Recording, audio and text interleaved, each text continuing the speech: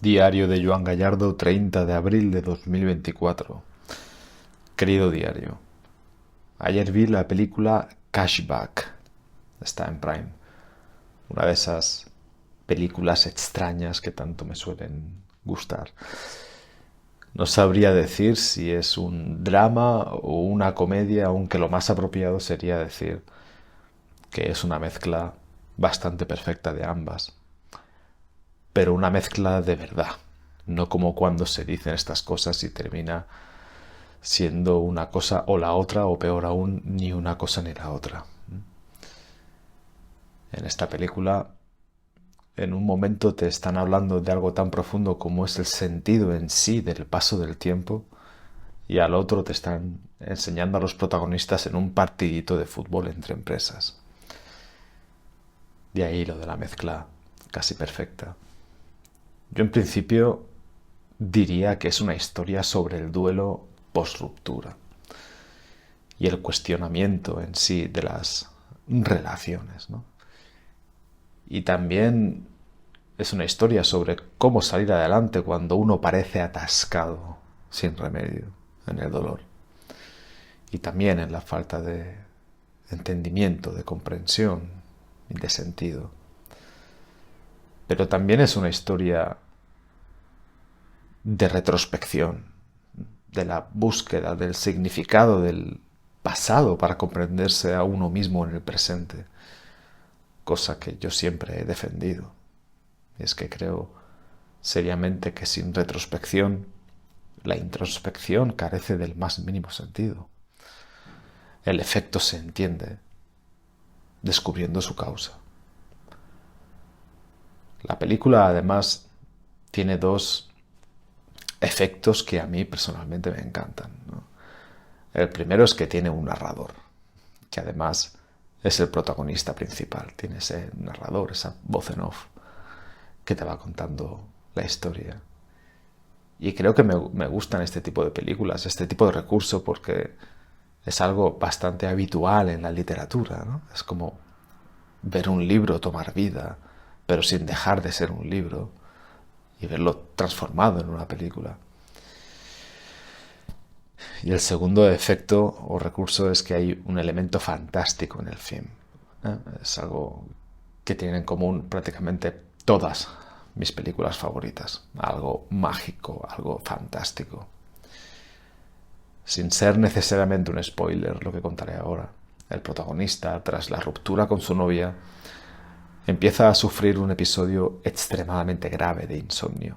No duerme nada, pero no duerme nada de nada. No como cuando uno dice que no duerme nada y duerme 6 o 7 horas todos los días. Comienza esa fase de insomnio al principio bastante desesperado, pero viendo que no mejora, se propone sacar partido de la situación, dado que, como dice él, ahora tengo 8 horas más de día, un tercio más del tiempo de un día. Se propone, por ejemplo, leer todos los libros que siempre ha querido leer. Incluso llega a repetir la lectura de algunos, como dice. Y ve películas y cosas así.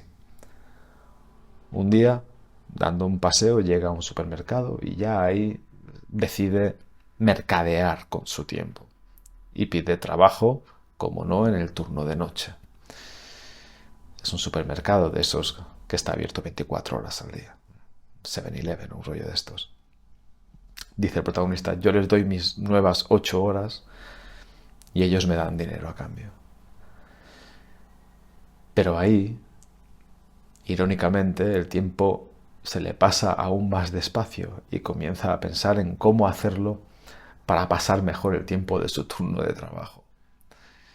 ¿Quién no ha hecho algo así alguna vez?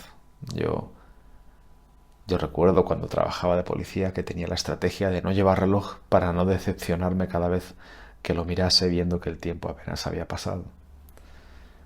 Incluso intentaba no mirar la posición del sol para no intuir el momento del día que era.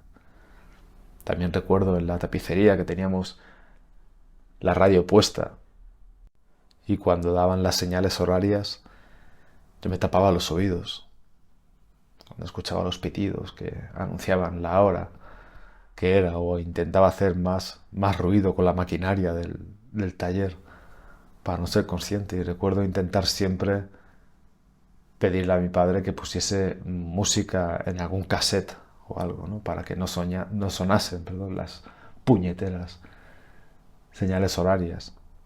Hacía lo que podía para que el día laboral, para que la jornada pasase más rápido, y creo que es algo que hemos hecho todos en algún momento de la vida. Pues bien, y aquí viene el punto mágico que estaba explicando antes de la película. El protagonista aprende a detener el tiempo.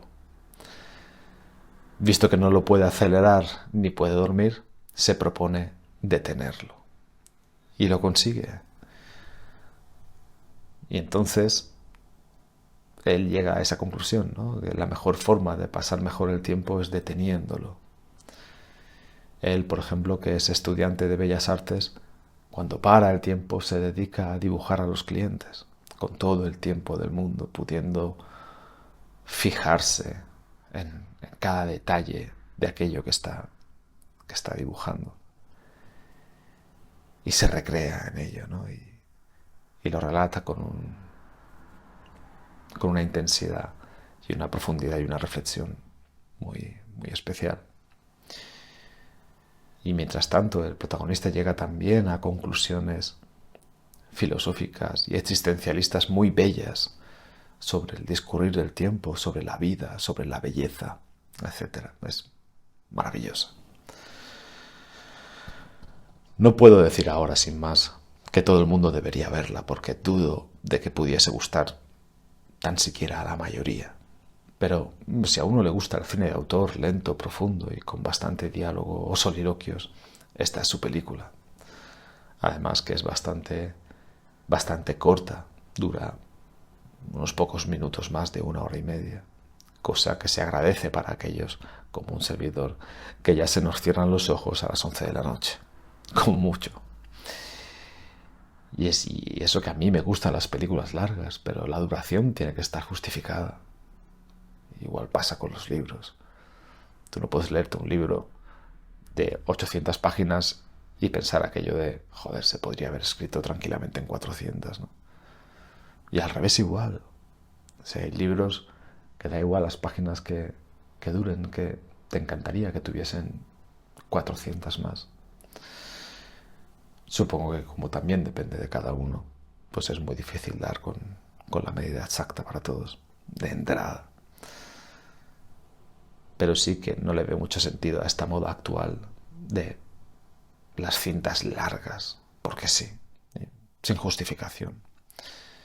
Es que hoy en día, por ejemplo, hay muchas películas para niños que duran 2 horas o más, y eso no tiene ningún puto sentido.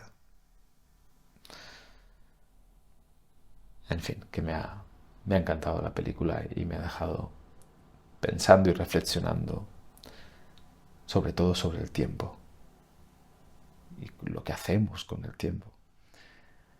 Y como yo suelo decir, pensar sobre el tiempo es, en definitiva, pensar sobre uno mismo, pero de una forma un poco disimulada. En fin, sea como sea, es mejor llevarse bien con el paso del tiempo. Nos vemos mañana, seguro. Paz.